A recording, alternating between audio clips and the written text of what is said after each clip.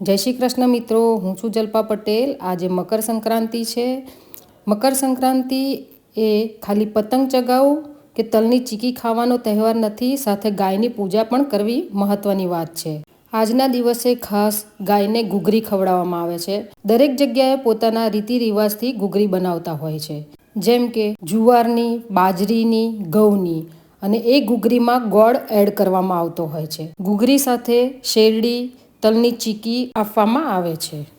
આજે અમારી આશ્રમની ગૌશાળામાં મોટા ગુરુજી, નાના ગુરુજી અને ટ્રસ્ટી સાહેબ અને બાકી સાધકો પૂજા કરવા માટે આવ્યા છે। તો તમે જોઈ શકો છો, બધા એમને આરતી ઉતારે છે અને બાજરીની ઘૂઘરી ખવડાવે છે। એવું કહેવાય છે કે ગાયને આ દિવસે ઘૂઘરી ખવડાવવાથી ઘરમાં સકારાત્મક ઉર્જા બની રહે છે। તો અમે સવારે વહેલા ઉઠીને કાં તો આગલે દિવસ રાત્રે ઘૂઘરી બનાવી દઈએ છીએ, જેથી તે ઠંડી થઈ જાય અને ગાયોને દજાય નહીં। તો તમે પણ થાય એટલી ગાયની સેવા કરજો અને હકારાત્મક ઉર્જા પ્રાપ્ત કરજો। તો મળીશું મારા નેક્સ્ટ વિડીયોમાં। તમને બધાને મારા તરફથી હેપી મકર સંક્રાંતિ।